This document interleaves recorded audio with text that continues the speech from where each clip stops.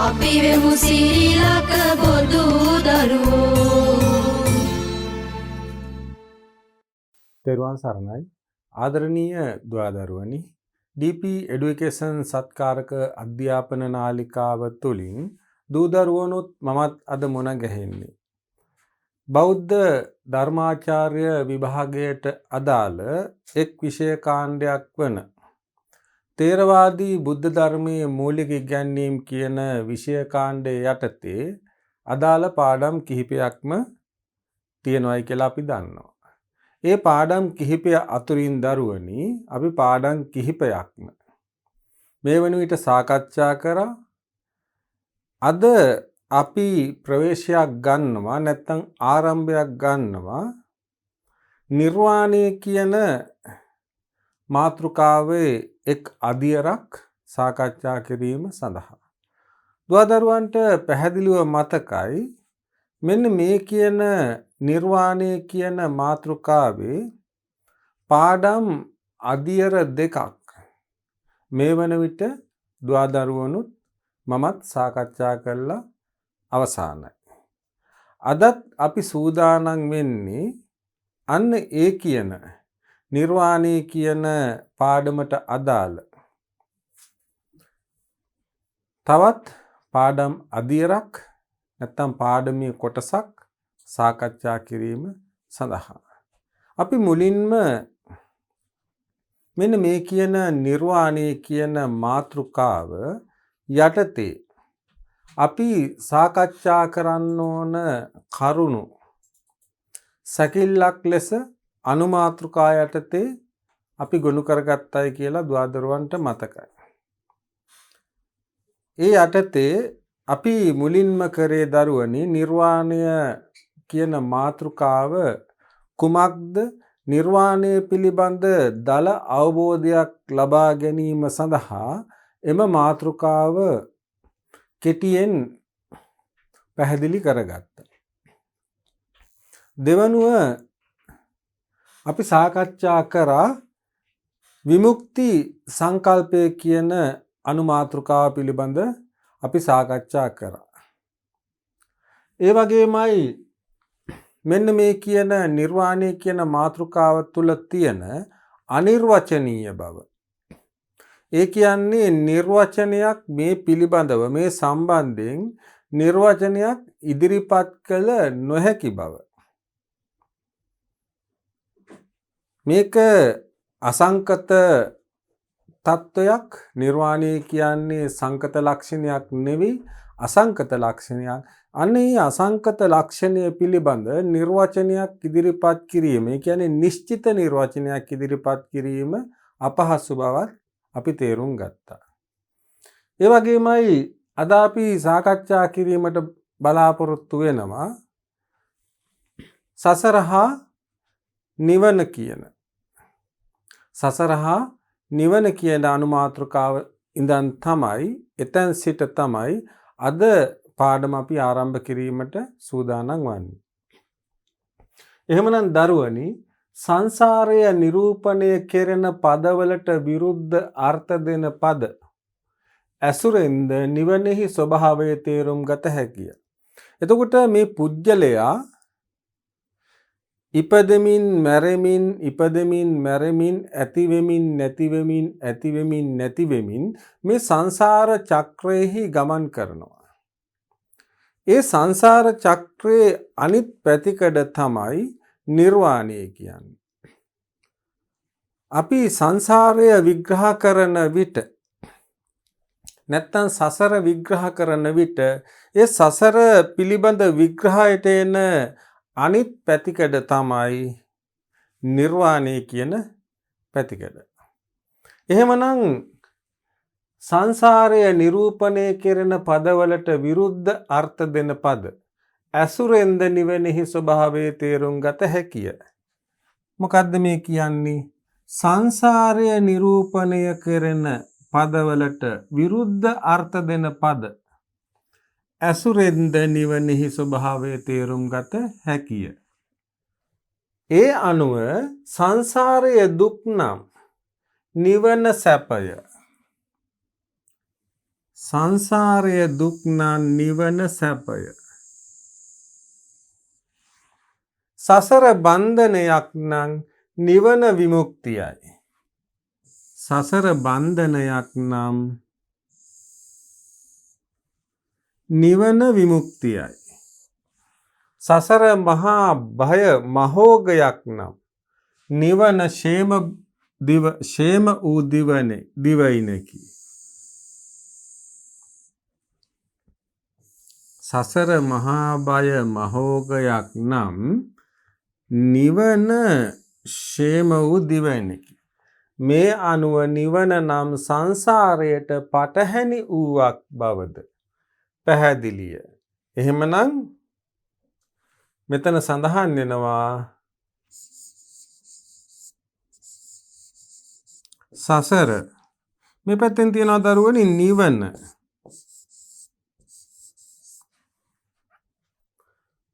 බලන්න සංසාරය මේ පැත්ත දුක් සසර දුක් නම් නිවන සැප.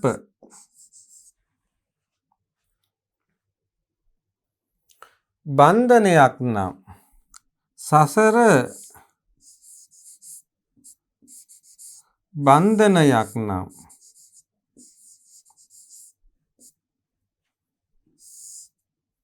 නිවන විමුක්තියයි.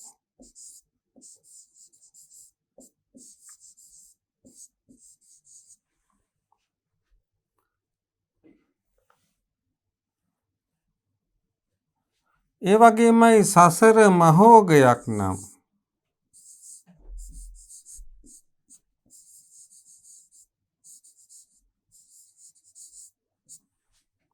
නිවන ෂේම භූමියයි.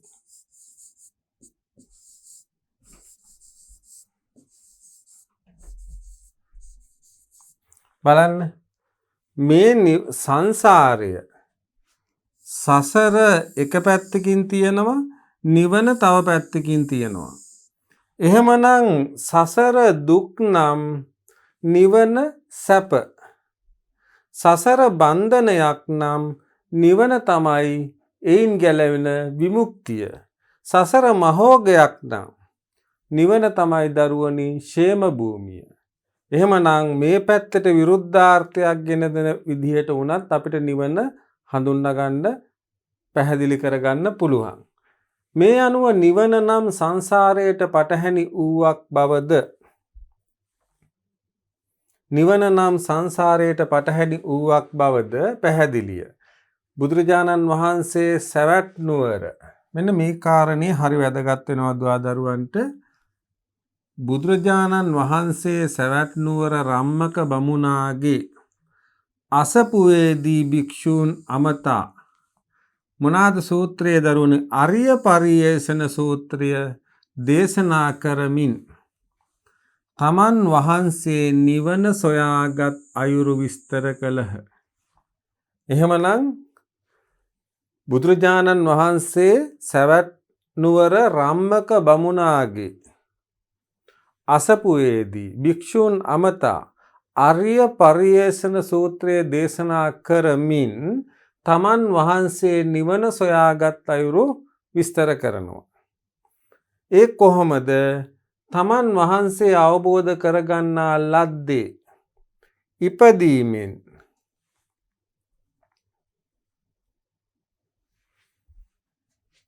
ඉපදීමෙන් ඒ කියන්නේ ජාති, වයසට යාමෙන්, ජරා, ලෙඩවීමෙන්, ව්‍යාධි, මරණයෙන් මෙන්ම ශෝක ආදියෙන් තොර නිරුත්තර වූ යෝගාක්ෂම වූ නිර්වාණය බව එහිදී වදාළහ. එහෙනම් බුදුරජාණන් වහන්සේ රම්මක බමුණාගේ අසපුවේදී භික්ෂූන්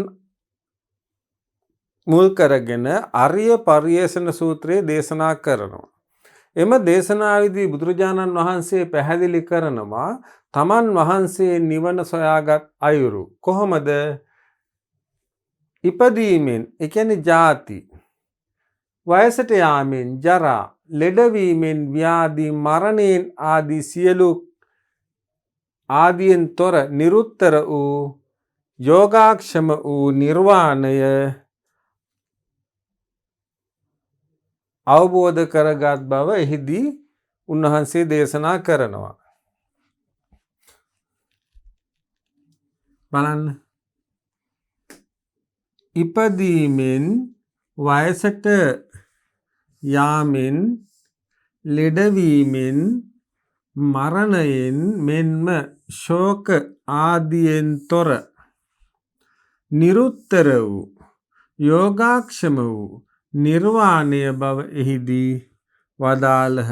එහෙනම් බුදුරජාණන් වහන්සේ රම්මක බමුණාගේ අසපුවේදී භික්ෂූන් නමතා දේශනා කරනවා අරිය පරිේෂණ සූත්‍රය. එහිදී තමන් නිවන් අවබෝධ කරගත්තේ අයුරු විස්තර කරනවා. ඒ කොහොමද? තමන් වහන්සේ කියන්නේ උන්වහන්සේ අවබෝධ කරගත්තේ ඉපදීමෙන් වයසට යාමෙන් ලෙඩවීමෙන් මරණයෙන් මෙන්ම ශෝක ආදියෙන් තොර නිරුත්තර වූ යෝගාක්ෂම වූ නිර්වාණය බව එහිදී උන්වහන්සේ භික්ෂූන් නමතා දේශනා කරනවා. හේතුඵල වශයෙන් හටගත් අනිත්‍ය වූ සංස්කෘත පදාර්ථයක් හෙවත් සාමාන්‍ය ලෞකික දෙයක් නොවන බව හැඟවීම සඳහා නිවන නොඋපන් නොහටගත් නොකරන ලද ප්‍රත්‍යයකින් නොතැනුන ස්වභාවයෙන් යුක්ත බව වදාළහ. එහෙමනම් බලන්න මෙතන නිවන කියන්නේ මොකද්ද?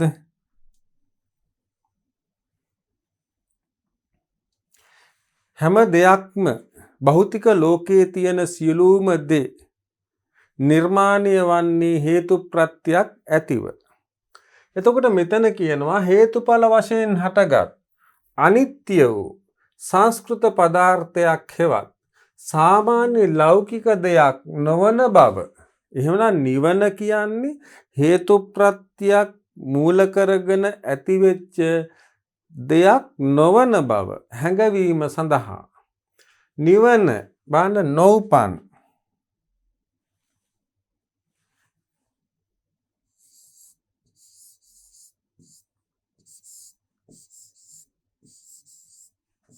නොඋපන් නොහටගත්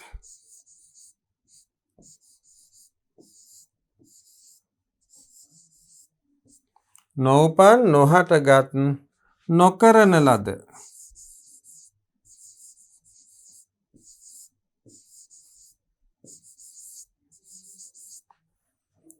ප්‍රත්‍යයකින් නොතැනුන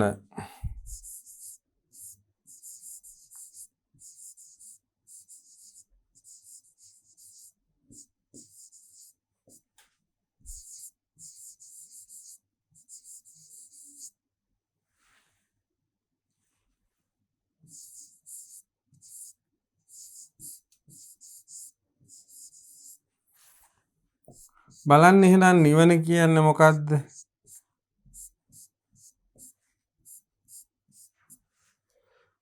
නොඋපන් අජාත අජාතං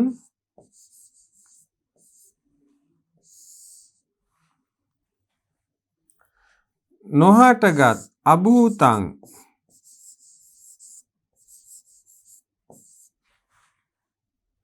නොකරන ලද අකතං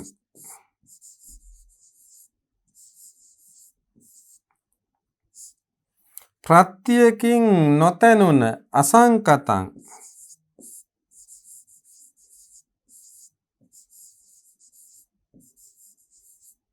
බලන්න. එහෙනම් නිවන අජාතං අභූතං අකතං අසංකත වූ දෙයක්. අජාත වූ දෙයක්, අභූත වූ දෙයක්, අකත වූ දෙයක්, අසංකත වූ දෙයක්. ඒ කියන්නේ නොඋපන් නොහටගත් නොකරන ලද ප්‍රත්‍යයකින් නොතැනුන ස්වභාවයෙන් යුක්ත දෙයක් තමයි මේ නිර්වාණය කියන්නේ. විශේෂයෙන්ම බුදුරජාණන් අසංකත යන පාරිභාෂිත වචනයෙන් නිවන හඳුන්වා ඇති බව පෙනේ. සංකත යන්නේහි විරුද්ධාර්ථය හඟවන පදය අසංකත යනුයි. සංකත යනු හේතුඵල සම්බන්ධතාවයෙන් යුත් සියලුම ප්‍රපංචයන්ය.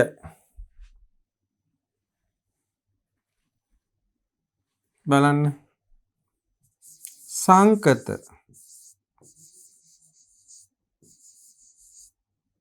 ඒ කියන්නේ දරුවනි හේතුඵලවාදයෙන්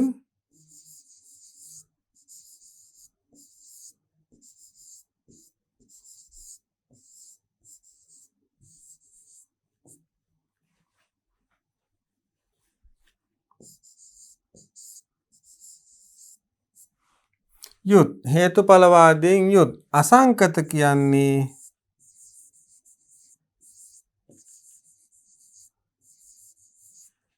හේතුඵලවාදයක් නැති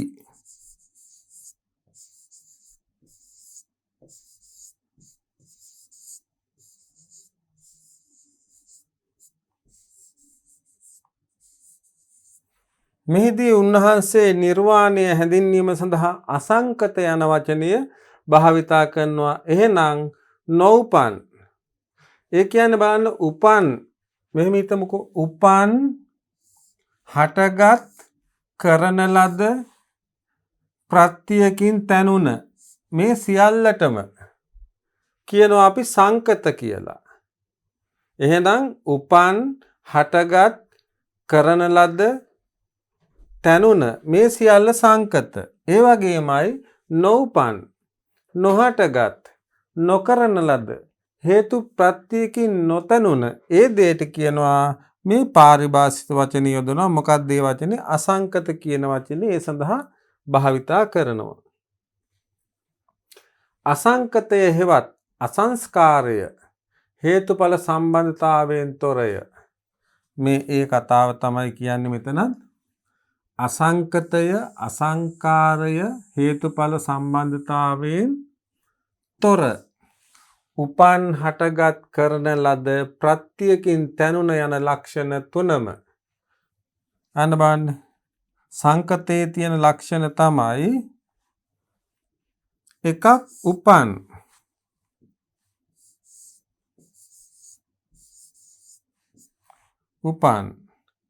ඒ වගේම හටගත්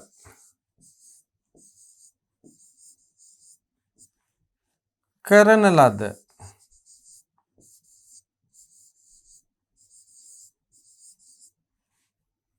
ඒ වගේමයි ප්‍රත්‍යයකින් තැනුණු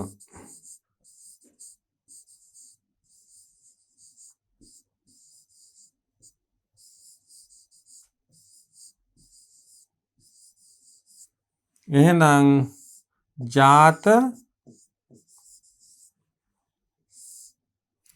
ජාත බුහුත කත සංකත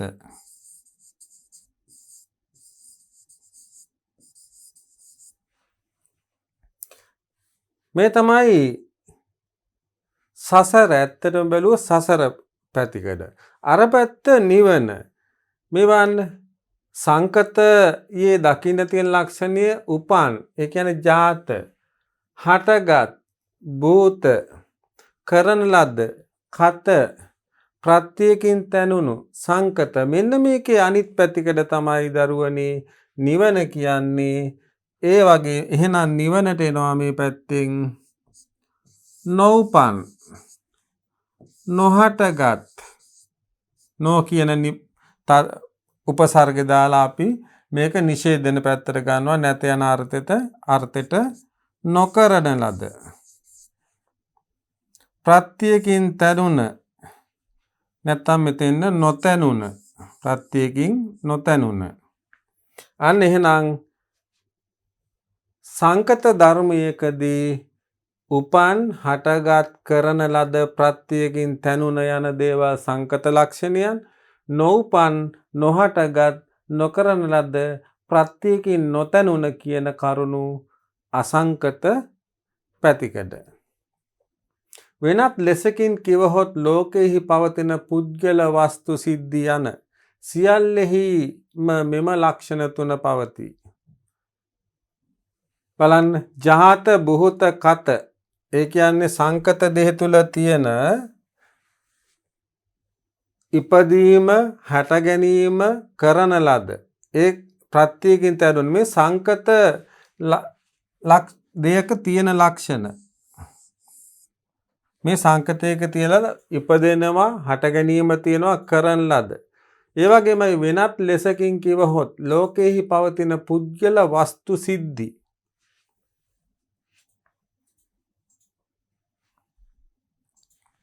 පුද්ගල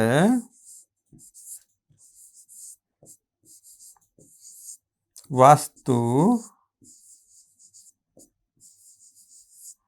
සිද්ධි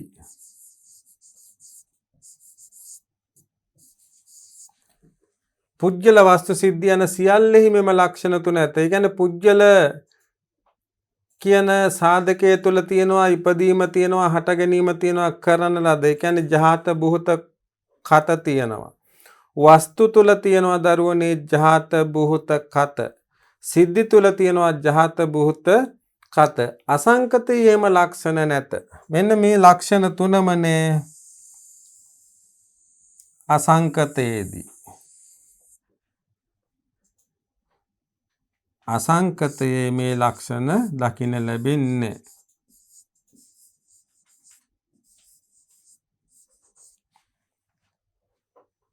අසංකතය බන් මෙතන එනකොට ජහත නොඋපන්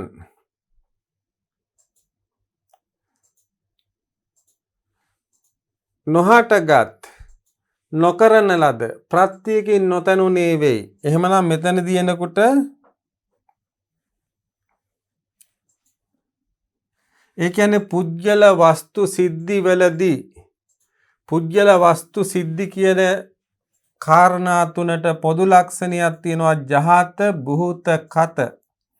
ජහත බුහත කත කියන සාධක තුන බලපානවා මේකට. ඒ තුන සංකතය තුල දකින්න ලැබෙනවා. ඒ වගේමයි අසංකතය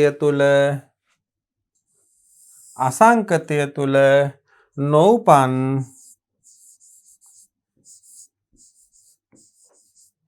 නොහටගත්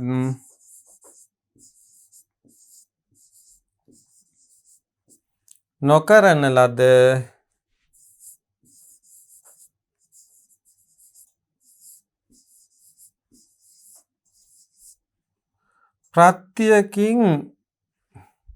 ප්‍රත්‍යකින් නොතනුන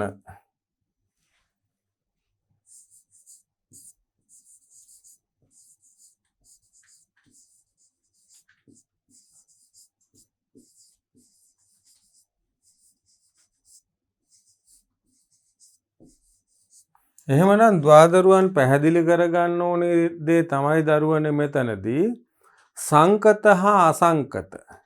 එහෙනම් සංකත ලක්ෂණ පැහැදිලිවම සම්බන්ධ වන්නේ සංසාරයට.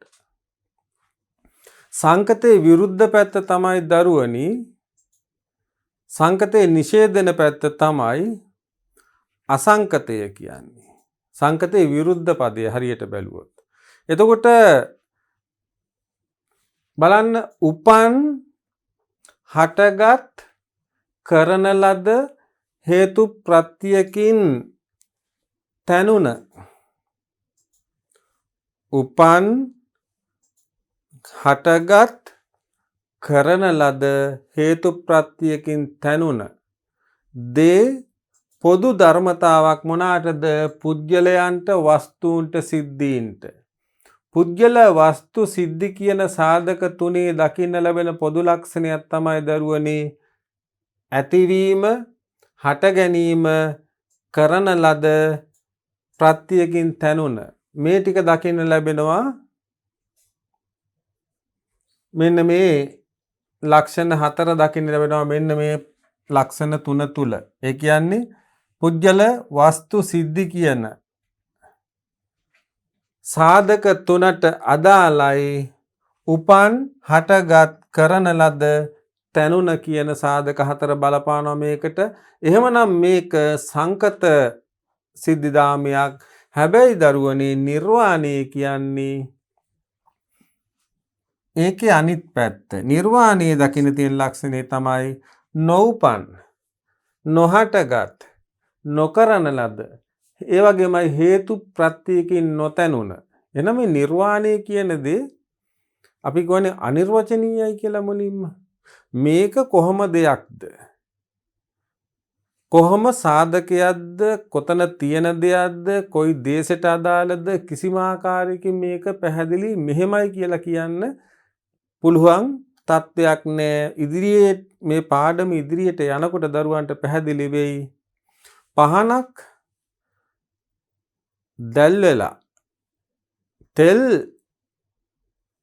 තිර ඉවරුණයින් පස්සේ ඒ දැල්ල නිවි යනවා. ඒ දැල්ල නිවි ගියේ කොහෙටද කියලා අපිට කියන්න බෑ. ඒ වගේමයි ආකාශයේව ගති අහසේ යන පක්ෂයාගේ ගමන් මාර්ගය හොයාගන්න විදිහක් නෑ. වගේමයි නිර්වාණය කියන සාධකේ. එහෙමනම් නිර්වාණය කියන්නේ දරුවනි පුජ්‍යල වස්තු සිද්ධි කියන සාධක තුනටම මෙන්න මේ ජහත බුහත කත කියන සාධක අදාළයි. ඒවා එහෙමනම් ඒකේ අනිත් පැත්ත තමයි අජාත අභූත අකත අසංකත කියන සාධක බලපානවා මෙන්න මේ නිර්වාණය සඳහා. ඒ දේ තමයි මෙතනින් තේරුම් ගත යුතු වෙන්නේ. ලෝකයට අයත් ජීවි අජීවි ද්‍රව්‍ය අද්‍රව්‍ය. ලෝකයට අයත් ජීවි අජීවි ඒ කියන්නේ ජීවයක් සහිත ජීවයක් රහිත ද්‍රව්‍ය අද්‍රව්‍ය ද්‍රව්‍ය අද්‍රව්‍ය සවිඥානික අවිඥානික විඥානයක් සහිත සහ විඥානයක් රහිත.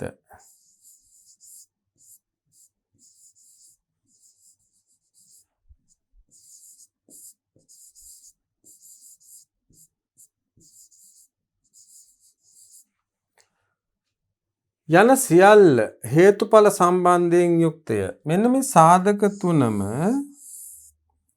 හේතුඵල සම්බන්ධයෙන් යුක්තයි.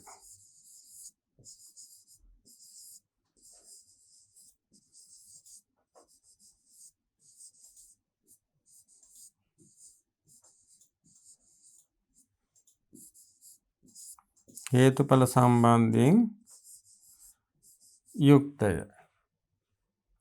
එහෙමනම් බලන්න ලෝකයට අයත් ජීවි අජීවි ද්‍රව්‍ය අද්‍රව්‍ය සවිඥානික අවිඥානික යන සියලුම සාධක හේතුඵල සම්බන්ධයෙන් යුක්තයි.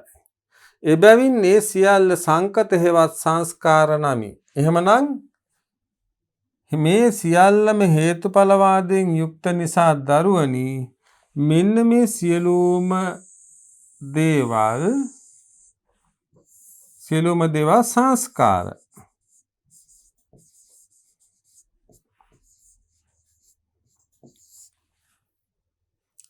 ඇයි සංස්කාර වෙන්නේ? මේ සියලුම සාධක ජීවි අජීවි ද්‍රව්‍ය අද්‍රව්‍ය සවිඥානික අවිඥානික සියල්ලම හේතු ප්‍රත්‍යයෙන් හටගන්න නිසා හේතුඵල සම්බන්ධයෙන් යුක්ත නිසා මේ සියල්ලම සංස්කාර. සියලු සංස්කාර ධර්මයන්හි දක්නට ලැබෙන ලක්ෂණ තුනක් ඇත. එහෙනම් සංස්කාරවල දකින්න තියෙන පොදු ලක්ෂණ තුනක් තියෙනවා. එකක් තමයි දරුවනි උත්පාදය. උත්පාදය කියන්නේ ඇතිවීම හේවත් ආරම්භය. උත්පාදය කියන්නේ ඇතිවීම හේවත් ආරම්භය. දෙවනුවට තියෙනවා ව්‍යය. ව්‍යය කියන්නේ නැතිවීම හේවත් අභාවය.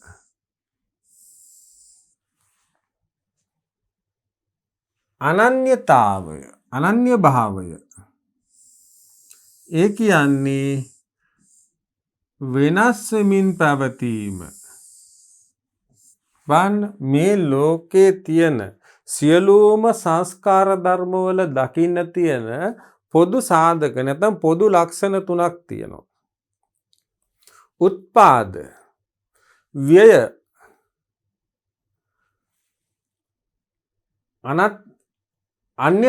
අන්‍යතා භාවය. උත්පාදය ව්‍යය අන්‍යතා භාවය. උත්පාදය කියන්නේ සියලුම සංස්කාර ධර්මයේ සියලු සංස්කාරවල දකින්න තියෙන පොදු ලක්ෂණ තුනක්නේ අපි මේ කතා කරන්නේ. සියලු සංස්කාර ධර්මයන්ගේ තියෙන පොදු ලක්ෂණ තමයි ඒවා ඇති වෙනවා. උත්පාද.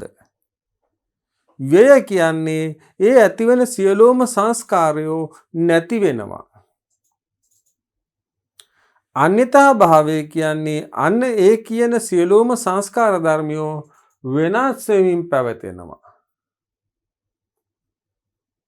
එහෙනම් සියලුම දක්නට ලැබෙන ලෝකේ දක්නට ලැබෙන සියලුම සංස්කාරයන් තුල දකින්න තියෙන පොදු ලක්ෂණ තුනක්. උත්පාද, ව්‍යය, අන්‍යතා භාවය. ඒ කියන්නේ ඇතිවීම, නැතිවීම, වෙනස් වෙමින් පැවතීම.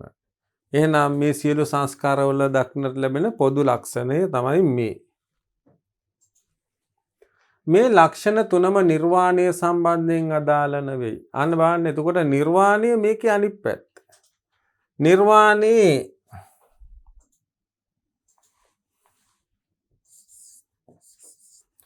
උත්පාද නැහැ. ඒ වගේම ව්‍යය නැහැ. ඒ වගේම අන්‍යතා භාව නැහැ. බලන්න මේකේ අනිත් පැත්තනේ දරුවනේ අර සංස්කාරවල බලන්න මේක නිවන කියලා අපි හදාගමු. මේ පැත්ත නිවන. මේ බලන්න මේ සංස්කාර.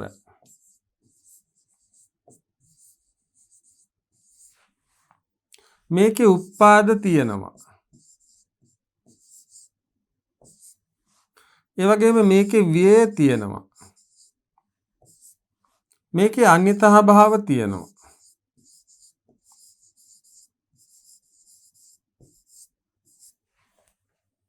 එහෙමනම් ලෝකේ දකින්න ලැබෙන සියලුම සංස්කාරවල දකින්න තියෙන මේ සසර කියලා මේ පැත්තට ගමු අපි. ලෝකේ දක්නට ලැබෙන සියලුම සංස්කාර ධර්මවල දකින්න තියෙන පොදු ලක්ෂණ ටිකක් තියෙනවා. ඒ තමයි දරුවනි උත්පාද, ව්‍යය, අන්‍යතා භාවය. උත්පාද කියන්නේ දරුවනි ඇතිවීම. ව්‍යය කියන්නේ නැතිවීම. අන්‍යතා භාවය කියන්නේ වෙනස් වීමට ලක්වීම. නමුත් දරුවනි මෙන්න මේ නිවන කියන දේ තුල මෙන්න මේ පොදු ලක්ෂණට දකින්න ලැබෙන්නේ නැහැ. උත්පාද ඇතිවීමක් නැහැ. ව්‍යය නැතිවීමක් නැහැ. අන්‍යතා භාවය වෙනස් වීමක් නැහැ. එහෙනම් ඊට හේතුව අන්න බලන්න මේ කරුණු ටිකට හේතුව මේවා හේතුව ප්‍රත්‍යයෙන් හට ගැනීම.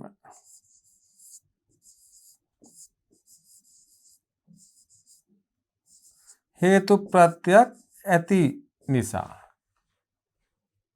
එහෙනම් මේවා හේතු ප්‍රත්‍යක් නැති නිසා. එබැවින් බුදුරජාණන් වහන්සේ නිර්වාණය අසංකත යන පාරිභාෂික පදයෙන් හැඳින්වූහ. සංකත ගුණයට අයත් වන ලොව ඇති කිසිම දෙයකට සමාන කොට හෝ උපමා කොට හෝ නිවන හඳුන්වා දිය නොහැක්කේ එබැවිනි. එහෙනම් භෞතික ලෝකයේ තියෙන සියලුම සංස්කාර ධර්මයන්ට උත්පාද, ව්‍යය, අන්‍යතා භාවය කියන ලක්ෂණ පොදුයි. හැබැයි මේවා සංකත ධර්ම. ඒ සංකත ධර්ම කියන්නේ මේවා හැම දෙයක්ම හේතු ප්‍රත්‍යක් ඇතිව සිද්ධ වෙන දේවල්. නමුත් නිර්වාණය තුල උත්පාද, ව්‍යය, අන්‍යතා භාවය කියන ලක්ෂණ තුන දකින්න ලැබෙන්නේ. ඒ හේතුව තමයි දරුවනි නිර්වාණය කියන්නේ අසංකතයි.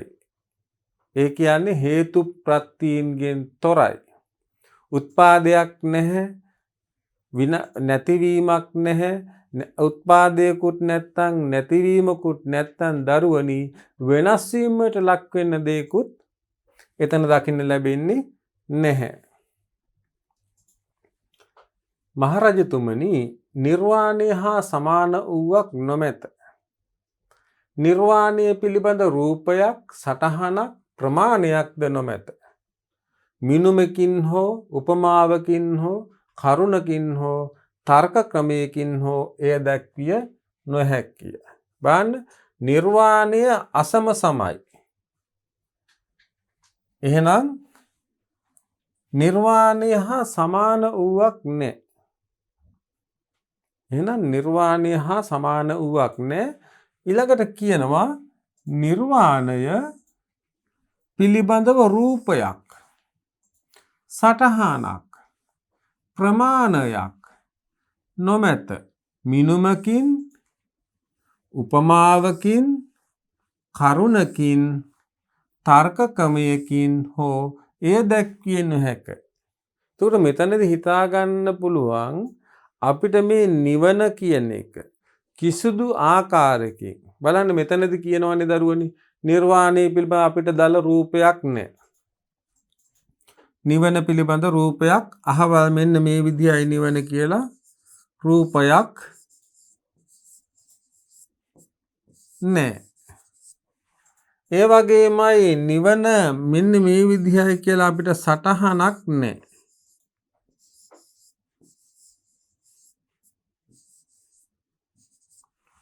ඒ වගේමයි නිවන මෙන්න මෙච්චර දෙයක් කියලා ප්‍රමාණයක් නැහැ.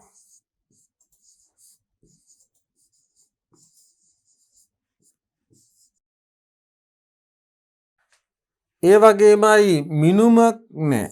මේක මෙච්චරයි කියලා මිනුම් කිරීමට නොහැක.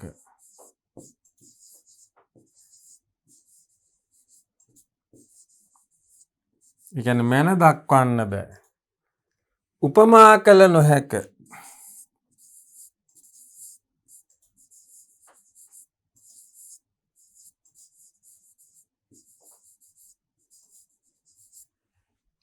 ඒ වගේමයි කරුණු දැක්විය නොහැක.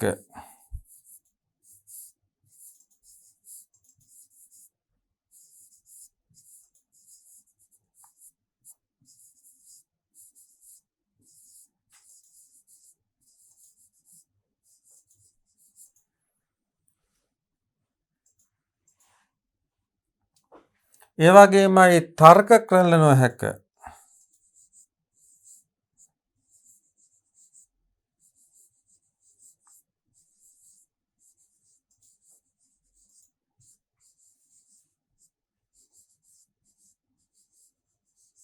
තර්ක ක්‍රමයකින් දැක්විය නොහැක.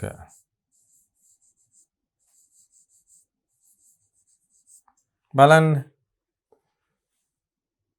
යනුවෙන් මිලිඳු නාගසේන සංවාදයේදී නාගසේන තෙරුන් මිලිඳු රජුට පැවසුවේද මේ කරුණම පැහැදිලි කරමිනි. බලන්න මහරජතුමනි, නිර්වාණය හා සමාන වූවක් නැහැ. එහෙනම් මෙතන අපි දාගන්න සමානත්වයක් නැත.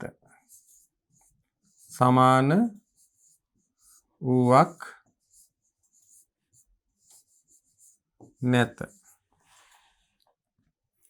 රූපයක්, නිවන පිළිබඳ දල රූපයක් නැහැ. නිවන පිළිබඳ දල සටහනක් ඉදිරිපත් කරන්න බෑ.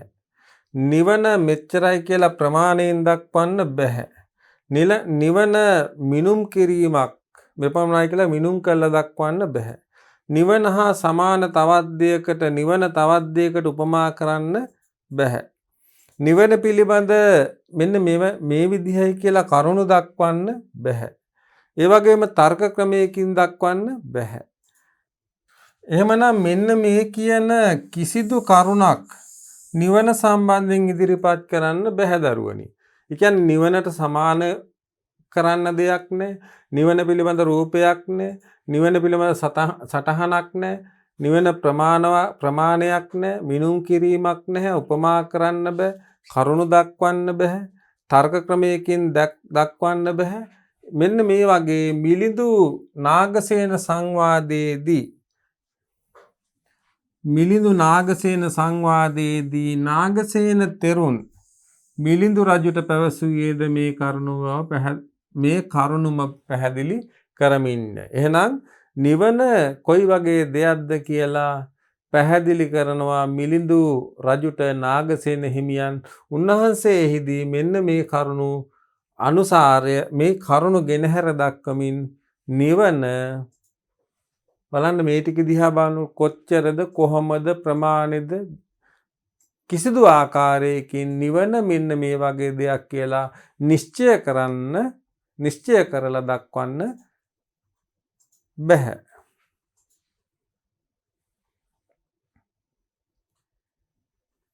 අපි මෙතනදී කතා කරේ දරුවනේ සසර හා නිවන. එක පැත්තකින් සසර කොයි වගේද අනිත් පැත්තෙන් නිවන කොයි වගේද. අපි දැනගෙන හිටියා ඒ තුලින් සසර කියන්නේ සංකත ලක්ෂණ වලින් යුක්තයි. නමුදු නිවන කියන පැතිකඩ දරුවනි අසංකත ස්වභාවයෙන් යුක්තයි. සංකත දේ තුල දකින්න තියෙනවා භෞතිකමය ලක්ෂණ ටිකක්. ඒ කිසිදු දෙයක් නිවන තුල දකින්න ලැබෙන්නේ නැහැ. උත්පාද ඇතිවීම නැතිවීම වෙනස් වෙමින් පැවතීම. උත්පාද ව්‍යය අන්‍යතහ භාවය.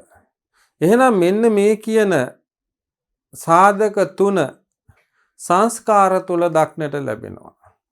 නමුදු අසංකතය තුල මෙන්න මේ කියන ස්වභාවයක් දකින්න ලැබෙන්නේ නැහැ කියලා දැන් අපිට පැහැදිලි වෙනවා. එහෙමනම් දරුවන්ට දැන් පැහැදිලි වෙන්න ඕන මෙන්න මේ නිවන කොයි වගේ දෙයක්ද කොපමණ දෙයක්ද කොහොම දෙයක්ද කියලා නිශ්චය වශයෙන් සාධක ඇතුව ප්‍රමාණ ඇතුව පෙන්වා දිය නොහැකි දෙයක්. එහෙමනම් අපි එයින් පසු සාකච්ඡා කිරීමට බලාපොරොත්තු වෙනවා දරුවනේ පුද්ගල පරිවර්තනයකි. මෙන්න මේ යටතේ දුවදරුවන් පැහැදිලි කරගන්න අපි සාකච්ඡා කිරීමට බලාපොරොත්තු වෙන්නේ නිවන අවබෝධ කර ගැනීම නිවන් මාර්ගයට ප්‍රවේශ වීම නිර්වාණගාමී ප්‍රතිපදාව අනුගමනය කිරීම නිවන ලබා ගැනීම පුද්ගලයා කුමන පරිවර්තනයකට ලක් කරනවාද කියන වග තමයි මෙහිදී සාකච්ඡා කරන්නේ. අපි සාමාන්‍යයෙන් දුවදරුවෝ ගෘහ ජීවිතය ගත කරනකොට අපි පොය දවසට පන්සලට යනවා.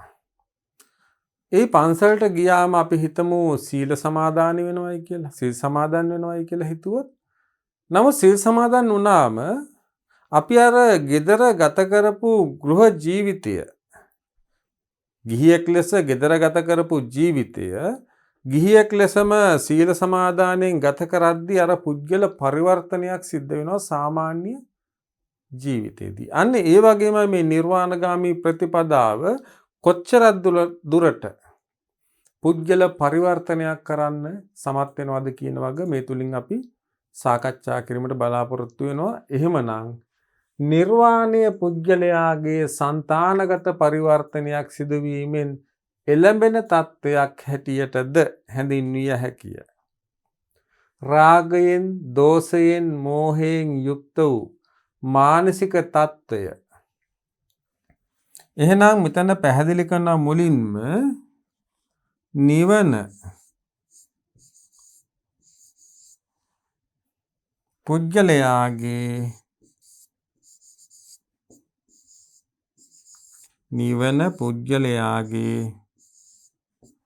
సంతానගත පරිවර්තනයකි.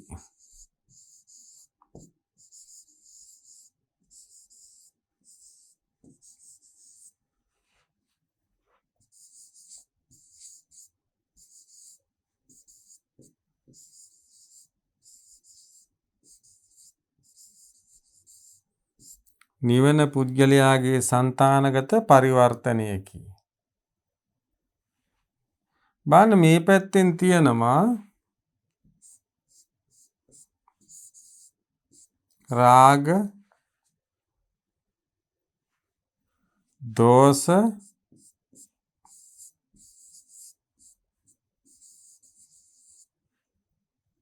මෝහ.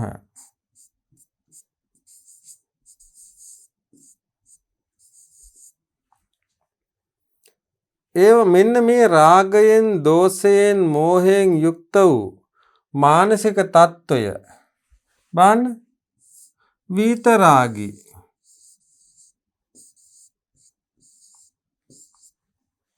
විතරාගී විත දෝෂී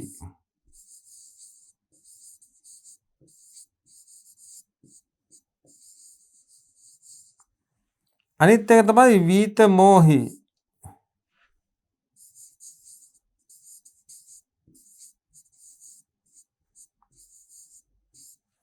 අර බලන්න පුද්ගලයා තුල තිබුණු මෙන්න මේ නිවන පුද්ගලයාගේ సంతానගත පරිවර්තනයේකි අන්න නිවනේදී ඒ సంతానගත පරිවර්තනයේ සිද්ධ වෙනකොට රාගීව සිටපු කෙනා විතරාගී බවට පත් වෙනවා දෝෂ සහගතව සිටපු කෙනා විත දෝෂ බවට පත් වෙනවා මෝහයෙන් යුක්ත කෙනා විත මෝහ බවට පත් වෙනවා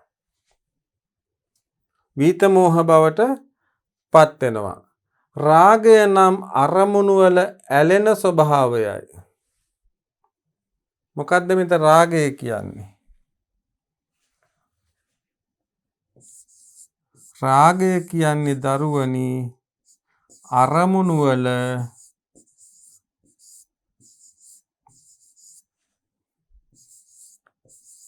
ඇලෙන ස්වභාවය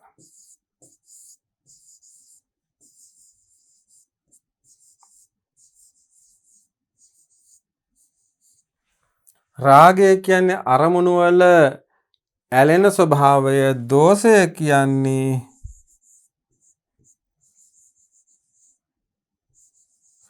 අරමුණු සමග ගැටෙන ස්වභාවය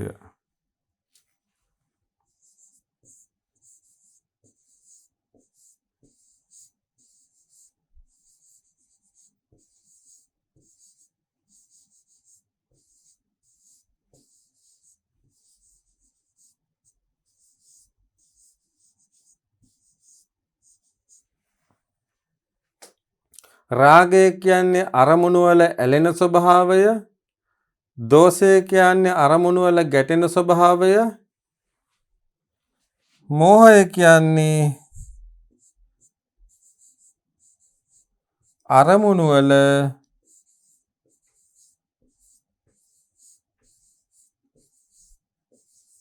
යථා ස්වභාවය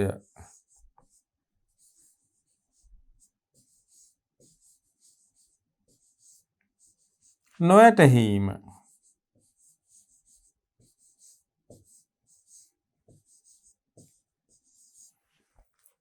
එහෙමනම් නිර්වාණීය පුද්ගලයාගේ సంతానගත පරිවර්තනයක් සිදුවීමෙන් එළඹෙන තත්වයක් හැටියටද හැඳින්විය හැකිය රාගයෙන් දෝෂයෙන් මෝහයෙන් යුක්ත වූ මානසික තත්ත්වය විතරාගී විතදෝෂී විතමෝහී තත්ත්වයට පත්වීම නිවනයි රාගය නම් අරමුණු වල ඇලෙන ස්වභාවය දෝෂය කියන්නේ අරමුණු සමග ගැටෙන ස්වභාවය මෝහය කියන්නේ අරමුණු වල යථා තත්ත්වය යථා ස්වභාවය නොයැටහීම එහෙමනම් මේ විතරාගී නම් අරමුණු වල ඇලෙන ස්වභාවයක් නැහැ විත දෝෂී නම් අරමුණු සමග ගැටෙන ස්වභාවයක් නැහැ විත මෝහී නම් අරමුණු වල යථා ස්වභාවය වැටහීමක් සිද්ධ වෙනවා එහිදී සිදුවන්නේ අරමුණෙහි මුලා වීමකි මේ චිත්ත ගති වලින් සම්පූර්ණයෙන් නිදහස් වීම නිවනයි එහෙනම්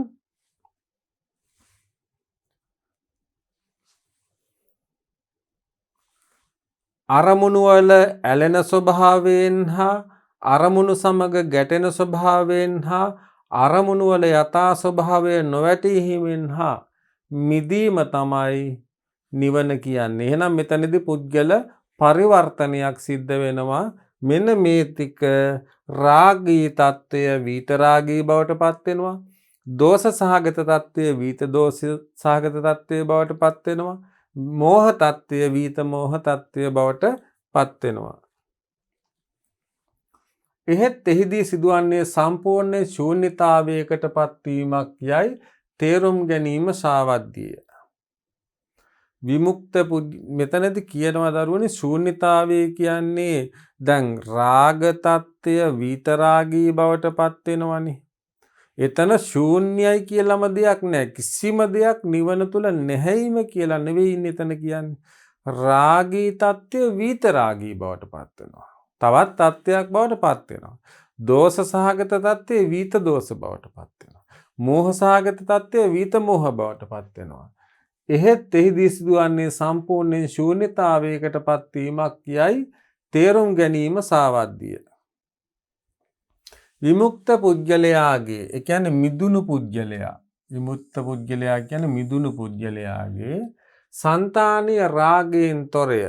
අන්න බලන්න. විත රාගී කියන්නේ රාගයෙන්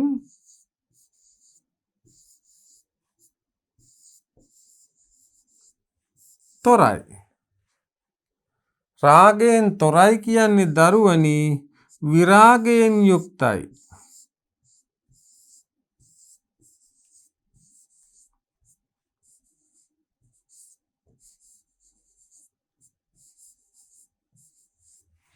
විමුක්ත පුද්ගලයා රාගයෙන් තොරයි.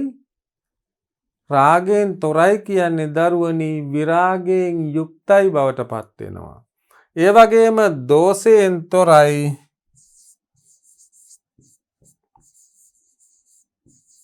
ඒකයි ශූන්‍යතාවක් දකින්න ලැබෙන්නේ නැහැ. දෝෂයෙන් තොරයි.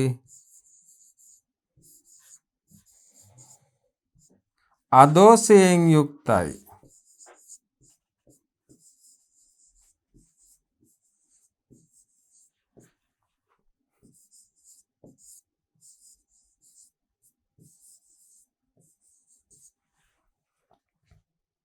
මෝහයෙන් තොරයි.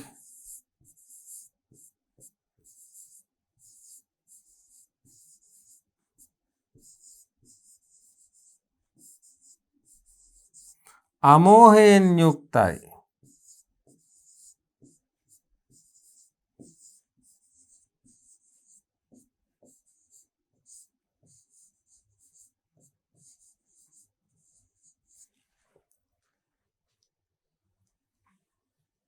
වෙනත් ලෙසකින් කිවහොත් නිවන් දුටු පුද්ගලයාගේ సంతානය රාගය තෘෂ්ණාව මානය උපාදානය අවිද්‍යාව පිපාසය ආලය කුසල් අකුසල් රැස්කිරීම ආදියෙන් යුක්තය. බලන්න වෙනත් ලෙසකින් කිවහොත් නිවන් දුටු පුද්ගලයාගේ సంతානය මොනවාද? රාගය තෘෂ්ණාව මානය උපාදානය අවිද්‍යාව විපාසය ආලය කුසල් අකුසල් රැස්කිරීම ආදියෙන් වියුක්තය. අන්න බලන්න ඒ ටිකෙන් වියුක්ත වෙනකොට දරුවනේ මෛත්‍රිය කරුණාව මුදිතාව උපේක්ෂාව යනාදි ලක්ෂණ වලින් යුක්ත වෙනවා. මේක සාපේක්ෂයිනේ. හොඳ ටික නැති වෙනකොට නරක ටික ඇති වෙනවා. හොඳ කියන වචනේ නැති වෙන්නේ නරක ටික ඇති වෙනකොට. උඩක් නැතුව බිමක් තියෙන්න විදියක් නැහෙනේ. එහෙමනම් රාගය තෘෂ්ණාව මානය නිවන් දුටු පුද්ගලයා තුළ රාගය තෘෂ්ණාව මානය උපාදානය අවිද්‍යාව පිපාසය ආලය කුසල් අකුසල් රැස්කිරීම වලින් තොරයි. හැබැයි ඒ වෙනුවට ඔහුගේ සිත මෛත්‍රී කරුණා මුදිතා උපේක්ෂා යනාදී ලක්ෂණ වලින් යුක්තය. ස්වාර්ථය මෙන්ම පරාර්ථය සිදු කරන සදාචාරමය ක්‍රියාවන්ගෙන්ද යුක්ත වෙනවා. නිබ්බාන යන වචනය සමග නිතර යෙදෙන නිබ්බාති පරිනිබ්බාති.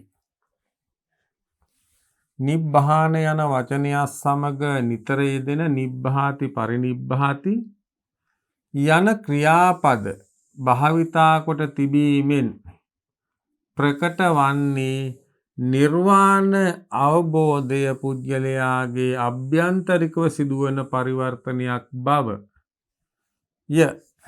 එහෙනම් නිබ්බාන යන වචනය සමග නිතර යෙදෙන නිබ්බාති පරිනිබ්බාති යන ක්‍රියාපද භාවිතා කොට තිබීමෙන් ප්‍රකට වන්නේ නිර්වාණ අවබෝධය. පුද්ගලයාගේ අභ්‍යන්තරිකව සිදුවන පරිවර්තනයක් බවය. එහෙනම් නිබ්බාති කියන්නේ ක්‍රියාපදයක්, පරිනිබ්බාති කියන්නේ තවත් ක්‍රියාපදයක්.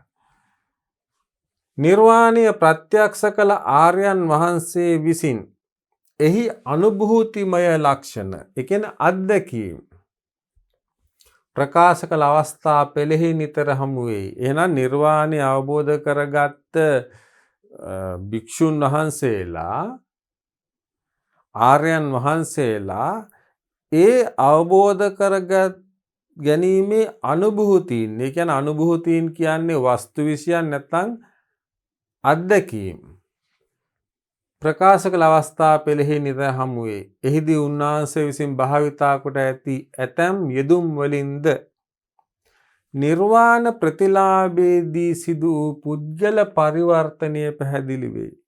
එහෙනම් නිවන් අවබෝධ කරගත්තා වූ ආර්යයන් වහන්සේලා තමන් නිවන් අවබෝධ කර ගැනීමට අනුභූතිය වූ වස්තු විෂය වූ හේතුපාදක වූ කරුණු ගෙනහැර දැක්වීමේදී අපට පැහැදිලි වෙනවා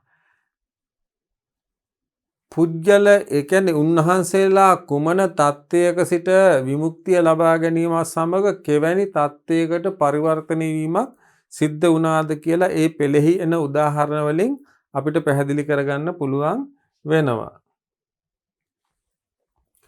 සබ්බසෝක අතික්ඛන්තෝ අශෝකෝ හෝති නිබ්බුතෝ. මේ ඒ උදාහරණ. ඒ කියන්නේ පෙළ දහමෙහි උදාහරණ ගෙන දක්වනවා. නිර්වාණය ලබාගත්තා වූ ආර්යයන් වහන්සේලා තමන් එම නිර්වාණය අවබෝධ කර ගැනීමට අනුභූතිමය වූ අත්දැකීම් වූ සිදුවීම් ගෙනහැර දක්වනවා. ඒ ගෙනහැර දැක්වීම සඳහා උදාහරණ තමයි දරුවනි අපි මෙතනදී ගෙනහැර දක්වන්නේ. සබ්බ ශෝක අතික්ඛන්තෝ අශෝකෝ හෝති නිබ්බුතෝ. එහෙනම් නිබ්බුතෝ නිවන් ලද පුද්ගලයා සබ්බ ශෝක අතික්ඛන්තෝ සියලු ශෝක ඉක්මවා අශෝකෝ හෝති ශෝක නැත්තෙක් බවට පත් වේ. එහෙනම් සබ්බ ශෝක අතික්ඛන්තෝ අශෝකෝ හෝති නිබ්බුතෝ. සබ්බ ශෝක අතික්ඛන්තෝ අශෝකෝ හෝති නිබ්බුතෝ. ඒ කියන්නේ සුත්ත නිපාතයේ සඳහන් පාඨයක් නිවන් ලද පුද්ගලයා සියලු ශෝක ඉක්මවා ශෝක නැත්තෙක් බවට පත් වේ. ඒ වගේම තේරිගාථාවල සඳහන් වෙනවා නිබ්බානං සුඛා පරං නත්ති. නිබ්බානං සුඛා පරං නත්ති. සුත්ත තේරිගාථාවල සඳහන් වෙනවා. එහි අදහස තමයි නිවන් සුවයට වැඩි සුවයක් නොමැත. ඒ වගේමයි පුට්ටස්ස පරමාසන්ති නිබ්බානං අකුතෝ බයං. පුට්ටස්ස පරමාසන්ති නිබ්බානං අකුතෝ බයං. ඒ කියන්නේ පරම ශාන්තිය ස්පර්ශ කොට නිවන් ලද තැනැත්තාට කවර විදියේ හෝ බයක් නැත. බලන්න මේ උදාහරණ සූත්‍රවල සඳහන් වෙනවා නිවන් ලද විමුක්තිය ලද ආර්ය ශ්‍රාවකයන් වහන්සේලා, ආර්යයන් වහන්සේලා තමන්ට නිවන් ලබා ගැනීමට අනුභූතිමය වූ වස්තු විෂය වූ සිදුවීම් ගෙනහැර දැක්වූ බවට පෙළ දහමේ සඳහන් වෙන උදාහරණ. එම උදාහරණ තමයි දරුවනේ මෙතන අපි ගෙනහැර දක්වන්නේ. එක තැනක තියෙනවා සුත්ත නිපාතේ සබ්බ ශෝක අතික්ඛන්තෝ අශෝකෝ හෝති නිබ්බුතෝ. ඒ තමයි නිවන් ලද පුද්ගලයා සියලු ශෝක ඉක්මවා ශෝක නැත්තෙක් බවට පත් වේ. ඒ වගේමයි තේරිගාථාවල සඳහන් වෙනවා නිබ්බානං සුඛා පරන්නත්ති. නිවන් සුවයට වැඩි සුවයක් නොමැති බව. පුට්ටස්ස පරමාසන්ති නිබ්බානං අකුතෝ බයං. පරම ශාන්තිය ස්පර්ශ කොට නිවන් ලද තැනැත්තාට කවර විදියේ හෝ බයක් නැත. ඒ වගේම හිත්වා රතිංච අරතිංච සිතී බුහුතං. රතිය සහ අරතිය දෙකම අතහැර නිවී ගියේය. බලන්න හිත්වා රතිංච අරතිංච සිතී බුහුතං. ඒ කියන්නේ රතිය සහ අරතිය දෙකම අතහැර නිවී ගියේය. තණ්හා තේසං නවිජ්ජති සංයුත්ත නිකාය ඔවුන් තුල තණ්හාවක් නොමැත. තණ්හා තේසං නවිජ්ජති ඔවුන් තුල තණ්හාවක් නොමැත. සබ්බ මිත්ථෝ සබ්බ සඛෝ සබ්බ බුහතානුකම්පකෝ. සියල්ලන්ටම මිතුරුය. සබ්බ මිත්ථෝ සබ්බ සඛෝ සියල්ලන්ගේම සගයකි. සබ්බ භූතානුකම්පකෝ සියල්ලන්ගේම හිතසුව පතන්නෙකි. තේරි ගාථාවල සඳහන් වන උදාහරණයක්.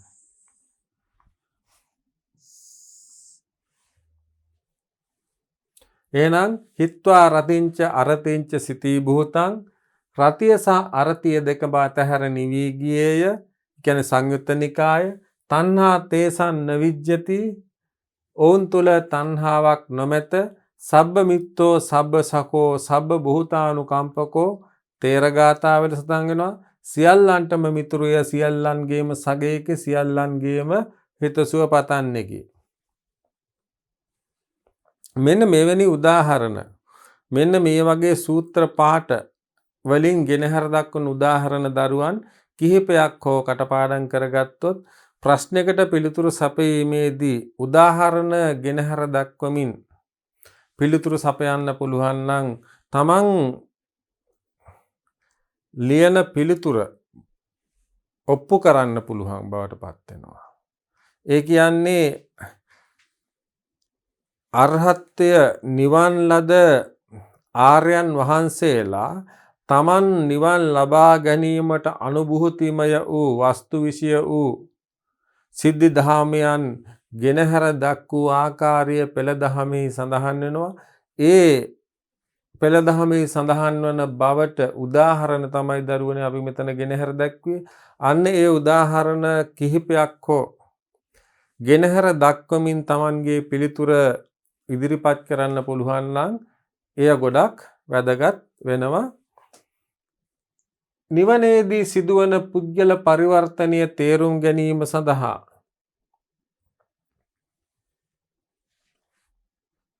නිවන විශේෂ යෙදෙන විවිධ පද ව්‍යවහාර විග්‍රහ කිරීමෙන්ද පිටුහලක් ලද හැකිය. අනබන් නිවනේදී සිදුවන පුද්ගල පරිවර්තනය තේරුම් ගැනීම සඳහා නිවන විශේෂ යෙදෙන විවිධ පද ව්‍යවහාර විග්‍රහ කිරීමෙන්ද පිටුවහලක් ලද හැකිය. එවැනි වචන නිවන හැඳින්වීම සඳහා යෙදෙන සමානාර්ථ පද මෙන්ම පිළිවෙලින් සිදුවන ක්‍රියාදාමයක උපරිම අවස්ථාවක්ද ප්‍රකට කරයි. එබඳු පද රටා කිහිපයක් සලකා බලමු. ඒ කියන්නේ නිවනේදී සිදුවන පුද්ගල පරිවර්තනය නිවන් දැකීමත් සමග සිද්ධවන්නා වූ පුද්ගල පරිවර්තනය තේරුම් ගැනීම සඳහා නිවන විශේෂ යෙදෙන නිවන සම්බන්ධයෙන් යෙදෙන විවිධ වචන ව්‍යවහාර විග්‍රහ කිරීමෙන්ද අපිට ඒ සඳහා අවබෝධයක් ලබා ගන්න පුළුවන්.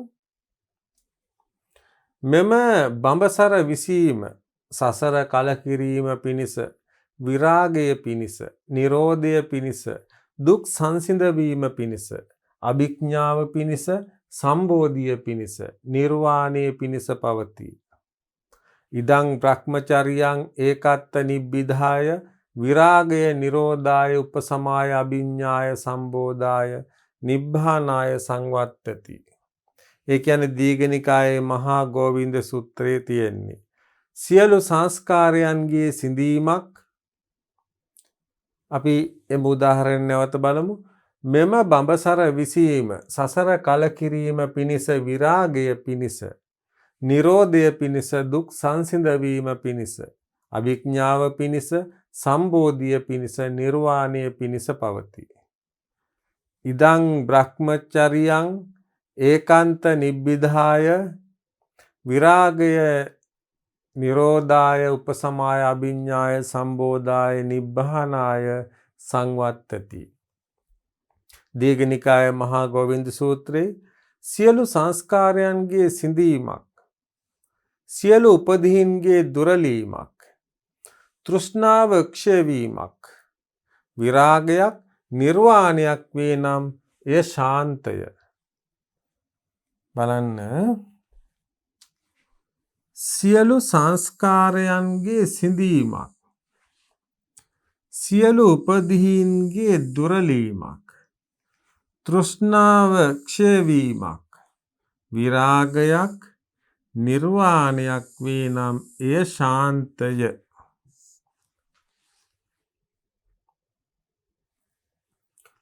ඒතං සන්තං ඒතං පනීතං යදිදං සබ්බ සංඛාර සමතෝ සබ්බූ පදිපටි නිස්සග්ගෝ තණ්හක්ඛයෝ විරාගෝ නිරෝධෝ නිබ්බානಂತಿ.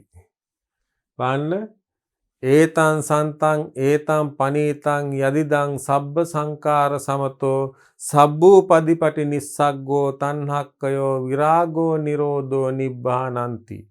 ඒ කියන්නේ අංගුත්තර නිකායේ ගිරිමානන්ද සූත්‍රය. එහිදී කියනවා රාගාදී මද මඩනා පවස් සංසිඳවන ආලය හා තෘෂ්ණාව නසන නිරන්තරව පැමිණෙන වටදුක් සිඳුවන තෘෂ්ණා ක්ෂය කරන එහෙම නැත්නම් ප්‍රහීන වූ රාග ඇති නිරෝධ සංඛ්‍යාත නිර්වාණයක් වේ. බලන්න, රාගාදී මද මඩනා පවස්සංස්, රාගාදී මද මඩනා පවස් සංසිඳවන ආලය හා තෘෂ්ණාව නසන නිරන්තරව පැමිණෙන වටදුක් සිඳුවන තෘෂ්ණා ක්ෂය කරන ප්‍රහීන වූ රාග ඇති නිරෝධ සංඛ්‍යාත නිර්වාණයක් වේ. ඒතං සන්තං ඒතං පනීතං යදිදං සබ්බ සංඛාර සමතෝ සබ්බූ පදිපටි නිස්සග්ගෝ තණ්හක්ඛයෝ විරාගෝ නිරෝධෝ නිබ්බානಂತಿ. යදිදං මද නිම්මදනෝ පිපාස විනයෝ ආලේ සමුග්ගතෝ වට්ටු පච්ඡේදෝ තණ්හක්ඛයෝ විරාගෝ නිරෝධෝ නිබ්බානං. ඒ කියන්නේ අංගුත්තර නිකායේ අග්ගප්පසාද සූත්‍රයේ යදිදං මද නිම්මදනෝ පිපාස විනයෝ ආලය සමුග්ගතෝ වට්ටු පච්ඡේදෝ තණ්හක්ඛයෝ විරාගෝ නිරෝධෝ නිබ්බානං. පොදුවේ ගත්තිට මෙම පාඨවලින් සඳහන් වූ සබ්බ සංඛාර සමත, පොදුවේ ගත්තිට මෙම පාඨවලින් සඳහන් වූ සබ්බ සංඛාර සමත, සබ්බූ පදිපටි නිස්සග්ග, තණ්හක්ඛය, විරාග, මද නිම්මදන, පිපාස, විනය, ආලය සමුඝාත, වට්ටු පච්ඡේද ආදී යෙදුම් වලින් නිර්වාණ අධිගමයෙන් පුජ්‍යලයා තුල සිදු වූ චර්යාත්මක පරිවර්තනය ප්‍රකට වෙයි. බලන්න, පොදුවේ ගත්තිට මෙම පාඨවලින් සඳහන් වූ සබ්බ සංඛාර සමත, සබ්බූ පදිපටි නිස්සග්ග, තණ්හක්ඛය, විරාග, මද නිම්මදන, පිපාස, විනය, ආලය සමුඝාත, වට්ටුපච්ඡේද ආදී යෙදුම් වලින් නිර්වාණ අධිගමයෙන් පුජ්‍යලයා තුල සිදු චර්යාත්මක පරිවර්තනය ප්‍රකට වෙයි. එහෙනම් මෙන්න මේ කියන වචන වලින් නිර්වාණයට පැමිණුණාන් පසු මෙන්න මේ වචන භාවිතා කිරීම තුළින් නිවන් ලද පුද්ගලයා තුල ඇති වූ චර්යාත්මක පරිවර්තනය කෙබඳුද යන්න අපිට පැහැදිලි කරගන්න පුළුවන්. එහෙනම් නිවන් ලැබුවයින් පස්සේ මෙන්න මෙවැනි යෙදුම් භාවිතා කරමින් ඒ පිළිබඳව විග්‍රහ කරන විට උන්වහන්සේලාගේ චර්යාත්මක විපර්යාසයන් නැත්නම් චර්යාත්මක පරිවර්තනයන් කුමන ආකාරද කියලා අපිට හිතා ගන්න පුළුවන්. එමෙන්ම විමුක්ත පුජ්‍යලයා පිළිබඳව හඳුන්වන පාඨ ඇසුරෙන්ද මේ තවදුරටත් පැහැදිලි වේ. ඒ කියන්නේ විමුක්ත පුජ්‍යලයා පිළිබඳව හඳුන්වන පාඨ ඇසුරෙන්ද මේ තවදුරටත් පැහැදිලි වේ. බලමු දැන් විමුක්ත පුජ්‍යලයා හඳුන්වන පාඨ මොනවාද? ආශ්‍රවයන් ප්‍රහීන කළ වසන ලද බඹසර ඇති කළ යුතු දේ කොට නිම වූ බහා තැබූ බර ඇති උත්තරීතරත්වයට පැමිණි භව සංයෝජන බිඳ දැමූ මනාව මිදුණු පුජ්‍යලයා යනුවෙන් කරන හැඳින්වීම අපට නිතර පෙළෙහි දැකගත හැකිය. එහෙමනම් විමුක්ත පුජ්‍යලයා පිළිබඳව හඳුන්වන පාඨ ඇසුරෙන්ද මේ තවදුරටත් තහවුරු පැහැදිලි කරගන්න පුළුවන්. මොනවාද විමුක්ත පුජ්‍යලයා හඳුන්වන පාඨ? ආශ්‍රවයන් ප්‍රහීන කළ වසන ලද බඹසර ඇති කළ යුතු දේ කොට නිම වූ බහා තැබූ බර ඇති උත්තරීතරත්වයට පැමිණි භව සංයෝජන බිඳ දැමූ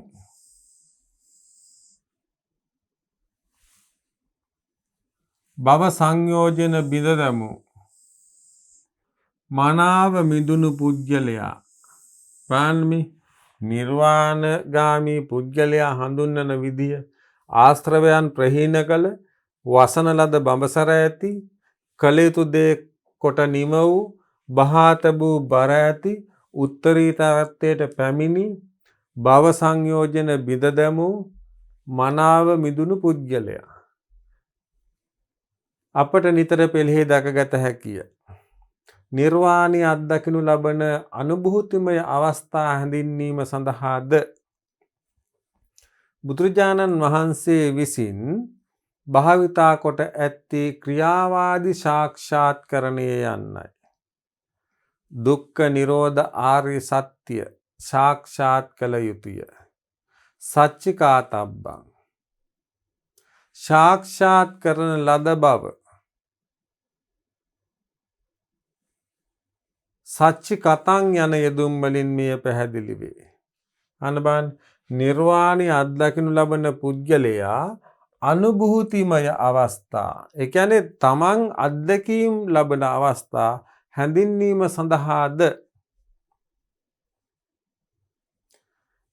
බුදුන් වහන්සේ විසින් භාවිතා කොට ඇති ක්‍රියාවාදී සාක්ෂාත්කරණය යන්නයි. දුක්ඛ නිරෝධ ආර්ය සත්‍ය සාක්ෂාත් කළ යුතුය. සච්චිකාතබ්බං ඒ කියන්නේ සාක්ෂාත් කළ යුතුය කියන්නේ සච්චිකාතබ්බං කියන්නේ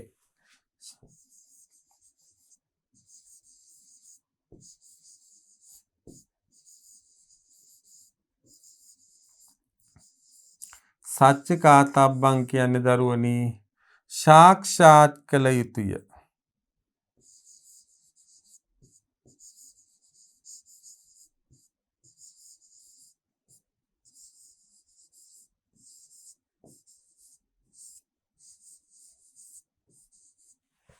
එයාගම සච්චිකතං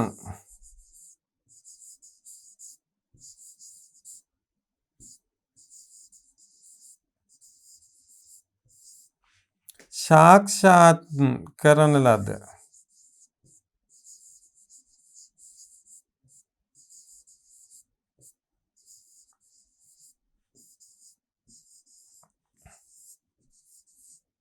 එහෙනම් නිර්වාණය අත්දැකීම් ලබන අනුභූතිමය අවස්ථා, ඒ කියන්නේ අත්දැකීම් ලබන අවස්ථා හැඳින්වීම සඳහා බුදුරජාණන් වහන්සේ විසින් භාවිතා කොට ඇත්තේ ක්‍රියාවාදී සාක්ෂාත් කරණිය. දුක්ඛ නිරෝධ ආර්ය සත්‍ය සාක්ෂාත් කළ යුතුය. එහෙනම් සාක්ෂාත් කළ යුතුය කියන්නේ සච්චිකාතබ්බං සාක්ෂාත් කරන ලද සච්චි කතං යන යෙදුම් වලින් මෙය පැහැදිලි කරගන්න පුළුවන්. මේ අනුව නිර්වාණය යන්නේ පුජ්‍යලයා විසින් තම තමන් විසින්ම ක්‍රියාත්මකව අත්පත් කරගත යුත්තකි. ඒ කියන්නේ නිර්වාණය කියන එක පුජ්‍යලයා විසින්ම තම තමන් විසින්ම වෙනත් කෙනෙක් මාර්ගයෙන් මේ දේවල් සිද්ධ වෙන දේවල් නෙමෙයි දරුවනි, තම තමන් විසින්ම ක්‍රියාත්මකව අත්පත් කරගන්න දෙයක්. එහෙනම් නිර්වාණය කියන්නේ තම තමන් විසින්ම ක්‍රියාත්මකව අත්පත් කරගත යුතු දෙයක්. ඒ කියන්නේ ඒ වෙනුවෙන් ක්‍රියාත්මක වීමක් වෙන්න ඕන. පච්චත්තං වේදිතබ්බා. එමෙන්ම එය පුජ්‍යලයාගේ සහජ ගති ලක්ෂණ ප්‍රහීන කිරීමෙන් සිදුවන චර්යාත්මක පරිවර්තනයක් ලෙසද හැඳින්විය හැකිය. එහෙනම් එක පැත්තකින් නිවන යනු පුජ්‍යලයා විසින්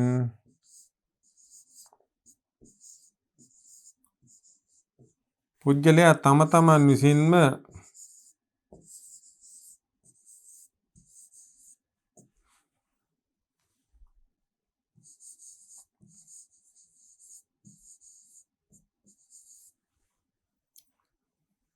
ක්‍රියාත්මකව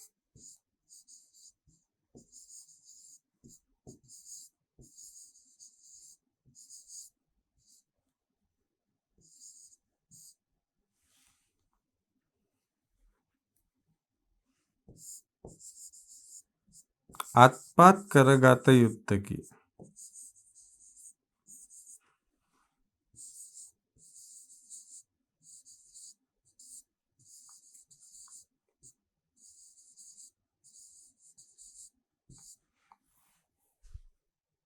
එහෙනම් නිවන යනු පුජ්‍යලයා තම තමන් විසින්ම ක්‍රියාත්මකව අත්පත් කරගත යුත්තක්. ඒ වගේමයි නිවන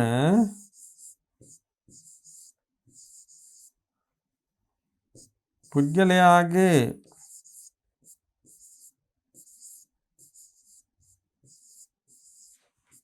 සහජ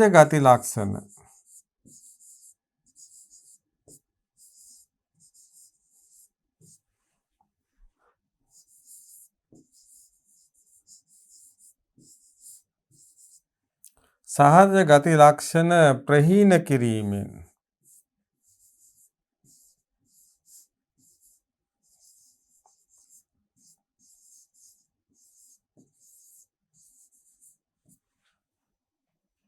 සිදුවන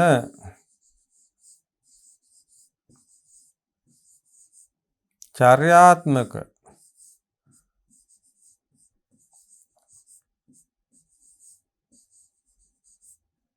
පරිවර්තනයකි.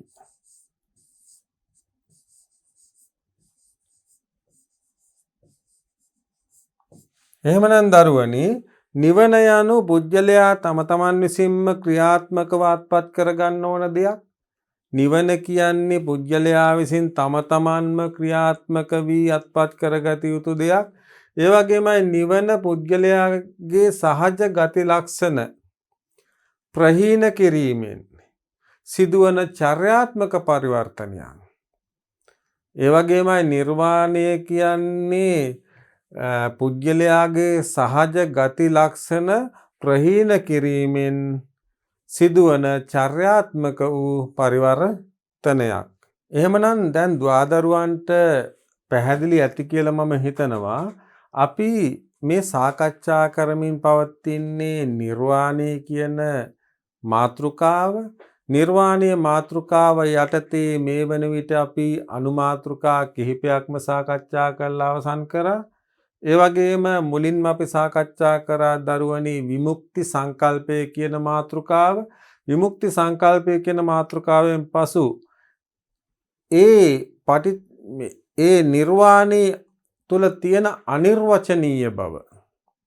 ඒ කියන්නේ මේ නිර්වාණය මෙහෙම දෙයක් කියලා නිර්වචනය කරලා දැක්විය නොහැකි බව පිළිබඳව අපි සාකච්ඡා කරා. ඒ වගේම විවිධ දේශන පර්යායන් පිළිබඳව කතා කරා. නිර්වාණය පිළිබඳව විවිධ දේශන පර්යායන් පිළිබඳව අපි කතා කරා. ඒ වගේමයි සසර හා නිවන කියන අනුමාතෘකාව සාකච්ඡා කරා. අවසානයේදී අපි සාකච්ඡා කරා පුද්ගල පරිවර්තනය. ඒ කියන්නේ මේ නිර්වාණය පුද්ගලයා කොතෙක් දුරට පරිවර්තන වෙනස් වීමට ලක් කරනවද කියන කාරණේ. ඒ කරුණු සමග දරුවනි අද පාඩම අපි මෙතකින් સમાપ્ત කිරීමට අදහස් කරනවා. මේ අපි සාකච්ඡා කරපු සියලු මාතෘකා නැවත අධ්‍යයනය කරමින් අපි පෙළෙහි සමහර පාලි පාඨ තිබුණා. ඒ පාලි පාඨවල සිංහල අදහස් තිබුණා. අන්න එවැනි තැන් දුවදරුවන් කටපාඩම් කළ යුතුයි. ඒ කටපාඩම් කරන්න ඕන. මොකද අපි යම්කිසි ප්‍රශ්නයකට පිළිතුරු සැපයීමේදී උදාහරණ ගෙනහැර පාමින් එම පිළිතුර සපයන්න පුළුවන් නම් එය අපි තහවුරු කිරීමක් වෙනවා අපේ පිළිතුර. එම නිසා එම පාලි පාඨ කටපාඩම් කරගනිමින් එහි අදහස් මතක තබා ගනිමින් ධර්මාචාර්ය විභාගයේ තේරවාදී බුද්ධ ධර්මයේ මූලික ඉගැන්වීම් කියන විෂය කාණ්ඩයට සාර්ථකව පිළිතුරු සපයා දෙමින් විභාගය ඉහළින් සමත් වීමට දුවදරුවන්ට සමත්කම් ලැබේවා. ඒ වගේමයි මේ දහම් කරුණු නිර්වාණගාමී ප්‍රතිපදාව එහෙම නැත්නම් නිර්වාණය කියන පාඩම තුලින් අපට ලබා දෙන ධර්මානුකූල නැත්නම් දැහැමි කරුණු අපේ ජීවිතයට ලංකර ගනිමින් යහපත් ජීවිතයක් ගත කිරීමට අපි හැමදිනාටම මේ තුලින් ශක්තිය ලැබෙයි. එම ශක්තියත් අපේ ජීවිතයට ඉදිරි ජීවිතය සාර්ථක කර ගැනීමට ඉවහල් කර ගනී කියන විශ්වාසයත් මට තියෙනවා දුවදරුවන් වගේම මටත්. එහෙමනම් දුවදරුවනි අද පාඩම නිර්වාණය කියන පාඩම් මාලාවේ අපි අද දිනට පාඩම මෙතකින් સમાપ્ત කිරීමට අදහස් කරනවා. මෙම පාඩමේ තවත් අධ්‍යයනයක් තුලින් නැවත දුවදරුවනුත් මමත් හමු වෙනතුරු සියලු දෙනාට තෙරුවන් සරණයි. සප්පදානං ධම්මදානං කිනාති. සියලු දානයන්ට වඩා ධර්ම දානය උතුම් වන්නේය යන උතුම් බුදු වදන පසක් කරමින් දහම් පාසල් අධ්‍යාපනය ලබන සුවහසක් දුවදරුවන්ගේ දහම් ඇස විවර කරමින් සම්බුද්ධ ශාසනයේ චිරස්ථිතිය උදෙසා ධම්මික පෙරේරා ෆ්‍රැසිලා පෙරේරා පදනම මගින් සිදු කෙරෙන මහඟු සමාජ සත්කාරයයි ටීපී දහම් පාසල් අධ්‍යාපනය.